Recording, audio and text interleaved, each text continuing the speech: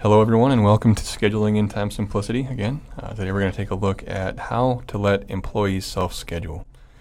When you get a client that wants to let employees, whether it's tenured employees or people who have a specific job role, maybe a doctor or something where they need to be able to self-schedule themselves, but they don't want the other employees to be able to do that, you can set up a couple different ways of letting them do this. So under the system roles, we have the ability, of course, we talked a little bit about this when we went over the roles, but if we wanted to have a set of employees that could self-schedule and then another employee group that couldn't, we would just set up different employee roles. One we'd maybe call self-schedule, the other one non-self-schedule.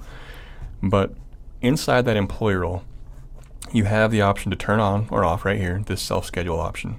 And this is really as much as you need to do to turn this option on for the employees. It's really basic, pretty simple. This feature works really a lot like the request to pick up dropped shift or open shifts, but it doesn't require manager approval. So it lets them go in, pick up the shift, and apply it to their schedule without having to go through a manager to verify or make sure that that's okay. Keep in mind that the manager can go back and, of course, check that schedule before it's finalized or published, but this just lets them see it before it's published or anything has been done by the manager. So what I'm going to do is I'm going to take you through real quick. I'll show you how this works. So we'll turn this on. We'll make sure that this is on for the employees, and we'll save that. And once that's on, if a manager creates any open shifts up here, any open schedules, so let's use this week right here. So we have a list of different open shifts that different people can work. I'm going to log in under one of these people here. We're just going to log out and we'll log back into his. And when that employee goes in and sees their schedule, instead of just seeing only the open shifts that have been published, they're also going to be able to see and come in here and look at the available shift for pickup. So right here you have features and self-scheduling. That has been turned on for the employee. They can just come in here, click on self-schedule, and it lists any open shifts that have been put out there by the manager in the open shift line. So they can come in here, just click on the available shifts, and it will list all the different shifts here. So if they had a name, let's go back and find one that has some names here.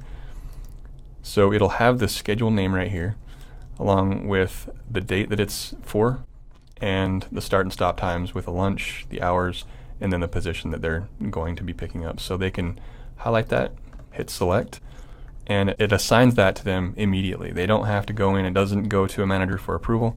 That will show up if they go and look at their schedule now. Once that's published by the manager, that will show up. They can also give that shift back. So if they wanted to, let's do another one here. We're just going to get Apple. And to give it back, or if they don't want to, they decide before it's been published that they don't want to work that shift, they want to work something else, they would just highlight that and click on give the shift back. That would put it back in. And now, if they go back to the home, it's still not going to show up until that's been published by the manager. However, the manager will be able to see that on their side. So I'm going to log back out. We'll log back in as a manager here. And go into scheduling. And the scheduler. Now it should show up with that schedule that was requested by Wesley for the date. It will show up. The manager can see at any time. They could, of course, make adjustments to this before it's been published. So if it's something that they want to assign to someone else, they can do that and then publish that schedule. That would then send that out to the employees, letting them know that they had those schedules.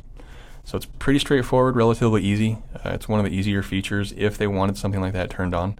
It's really just turning it on for the selected employees and then assigning.